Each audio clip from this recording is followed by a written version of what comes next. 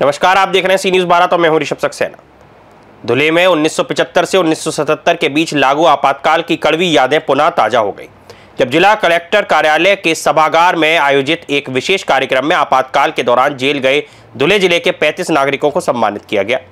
मुख्यमंत्री देवेंद्र फडणवीस द्वारा हस्ताक्षरित प्रमाण पत्र देकर इन आपातकाल योद्धाओं को श्रद्धांजलि दी गई। कार्यक्रम में अतिरिक्त जिला कलेक्टर सुभाष बोरकर, उप जिला कलेक्टर महादेव खेटकर, जिला सूचना अधिकारी विलास बुट के आपातकाल के गवाह और उनके परिवार के सदस्य उपस्थित थे।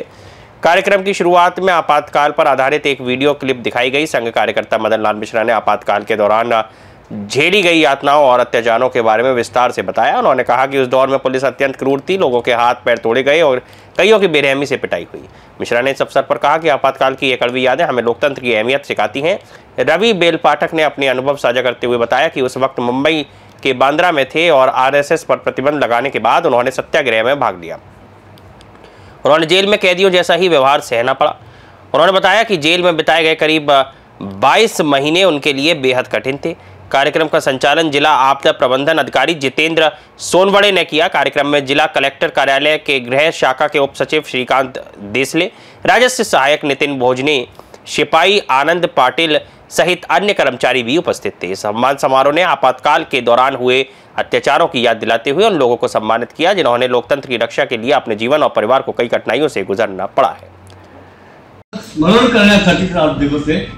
तसंच माननीय मोदीजींनी जाहीर केल्याप्रमाणे संविधान हत्या दिवस आहे। इंदिरा गांधींचा निवडणूक त्यांची जी त्यांनी 71 साली रायबरेलीहून लढवली होती, 12 जून 1975 रोजी अलाहाबाद हायकोर्टात जगमोहन लाल सिन्हा या न्यायाधीशांनी त्यांची निवडणूक रद्द ठरवली। त्यांना 6 वर्षासाठी मतदानाचा अधिकार नाकारला। त्यांना संधी दिली की तुम्ही सुप्रीम कोर्टात जा आणि सुप्रीम कोर्टात जो निर्णय होईल तो मान्य करा। त्याप्रमाणे इंदिराजी सुप्रीम कोर्टात गेल्या, पण सुप्रीम कोर्टाने त्यांना दिलासा दिला नाही आणि मग त्यांच्यातला हुकुमशाह जागृत झाला। हे बघा, हुकुमशाही देशात केव्हा येते? जेव्हा प्रचंड बहुमताने एखादं सरकार बनतं आणि लोकांना दिलेली आश्वासनं पूर्ण होत नाही, तेव्हा हुकुमशाह जन्म घेतो। विरोधी पक्षाच्या नेत्यांना जेलमध्ये टाकलं, ठिकठिकाणच्या कार्यकर्त्यांनाही जेलमध्ये टाकलं। त्या सगळ्यांनी तो कारावास धैर्याने भोगला आणि संविधानापेक्षाही वेगळं पद भूषवणाऱ्या लोकांनी या देशामध्ये नको ते अत्याचार केले, मनमानी केली आणि हे सगळं इंदिरा गांधींच्या नाकाखाली झालेलं आहे। पुत्रप्रेमामुळे त्यांनी त्यांची सगळी दादागिरी सहन केली। त्यावेळेचे संरक्षण मंत्री बन्सीलाल, संजय शुक्ला आहे सूचना प्रसारण मंत्री, आणि संजय गांधी यांच्या 22चा तरुण मुलगा आहे आणि याच्यात त्याचाही सहभाग पुष्कळचा असू शकतो। म्हणून मग लपूनच्या ज्याला भूमिगत राहणं म्हणतात तसं राहण्याचा वेळ आली।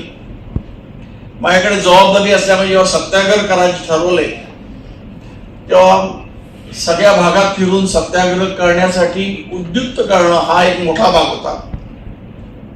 स्वाभाविकपणे घरातल्या मोठ्या लोकांची त्याला परवानगी नसायची, फार क्वचित ठिकाणी असायची। पहिला सत्याग्रह झाला 14 नोव्हेंबरला 1975ला। त्या दिवशी त्याच गव्हर्नमेंट कॉलेज मधल्या गव्हर्नमेंट सर्वंटच्याच 16 मुलांनी सत्याग्रह केला। सगळी कॉलेजची मुलं। घरातले प्रचंड शिव्याशाप मला मिळालेले होते। आता ती सगळेच मोठी झाली वयाने। अशा पद्धतीने करताना म्हणून मला शेवटच्या बॅचला जी 14 जानेवारीची होती त्याला सत्याग्रह करून मरीन लाईन्सच्या त्या ठिकाणी अटक करण्यात आली। स्वाभाविकपणे मुंबईचं जेल म्हणजे आर्थर रोड जेल, तिथं सगळ्यांना टाकण्यात आलं. जेलचा अनुभव काही कोणाला फारसा चांगला नसतो. इतर कैद्यांसारखंच वापरलं जात होतं. 1-2 फुटात जे ज्यांना जेलची माहिती आहे त्यांना 2 फुटाची सतरंजी असते, 6 फूट लांबीची, उशी काही नसते. रात्री लाईट चालू असतो. एक ॲल्युमिनियमची थाळी, एक ॲल्युमिनियमचा मग्गा आणि एक मोठी वाटी, अशा पद्धतीचं असतं जेवण. जेवण म्हणजे ती त्याला 56 पत्ती भाजी म्हणतात. म्हणजे ज्या पालाभाजी मिळतील त्या सगळ्या एकत्र करून मीठ टाकून भाजी करतात. महाराष्ट्र के धुले से सी न्यूज संवाददाता नीलेश परदेशी की रिपोर्ट। इस कार्यक्रम ने लोकतंत्र की रक्षा में योगदान देने वाले आपातकाल के गवाहों को याद किया और उनके सम्मान से प्रेरणा लेकर लोकतंत्र को मजबूत बनाए रखने का संदेश दिया गया है। इस खबर में फिलहाल इतना ही। देश और दुनिया की तमाम खबरों के लिए आप देखते रहिए सी न्यूज भारत।